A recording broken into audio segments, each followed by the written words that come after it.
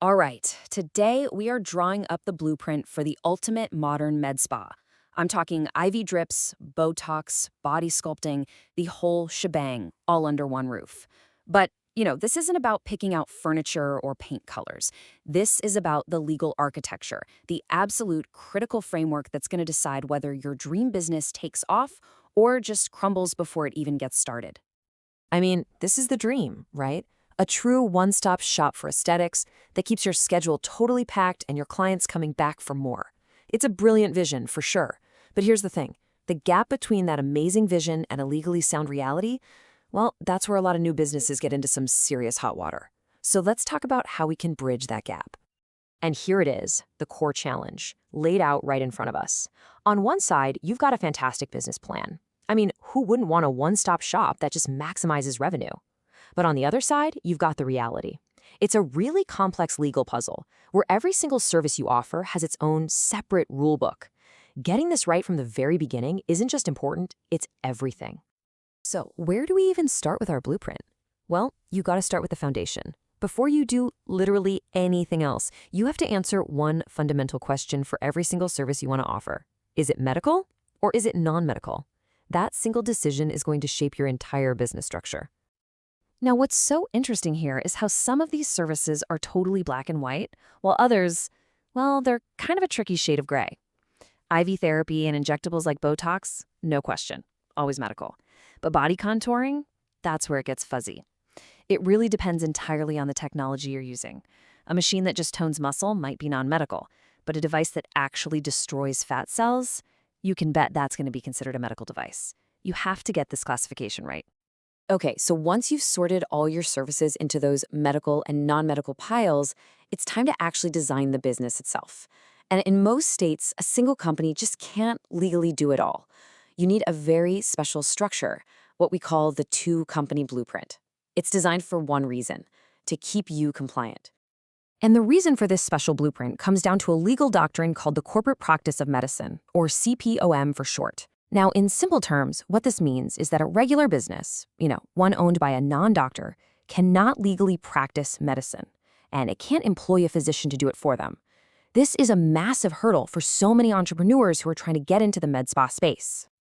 So how in the world do you get around it? Well, you don't. You don't break the rule, you build a structure that actually respects it. The solution is to create a clean, legal separation between the business side of things and the actual clinical, medical services. So how does this separation actually work in practice? Well, it's basically a three-step process. Step one, you form the MSO, the Management Services Organization. This is your company. It handles all the business stuff, marketing, rent, admin, you name it.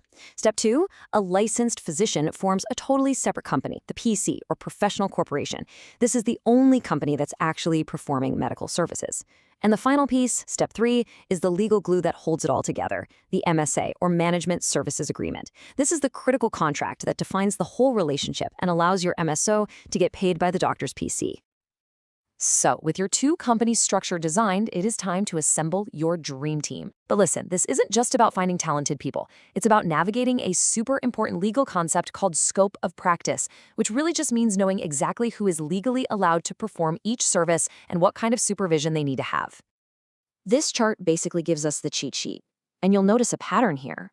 For injectables, you need licensed pros like RNs or NPs, and they all have to be under a physician's oversight. For IV therapy, an RN can often do the administration, but only after a doctor or NP has set the protocol. And even for body contouring, if it's considered medical, a physician has to be involved. Every single service has its own staffing rules. So the bottom line is this, and it's so important. It doesn't matter how perfect your business structure is if you don't have the right people on the clinical side. You absolutely 100% cannot offer medical services without the right licensed professionals on your team. It is a black and white rule with some very serious consequences. There's just no wiggle room. Okay, so your foundation is laid, your structure is built, and your team is hired. You're done, right? Ha, not quite. Now comes the ongoing work. Daily compliance. You got to think of this as passing daily inspections to make sure your business stays protected and, of course, that your patients stay safe.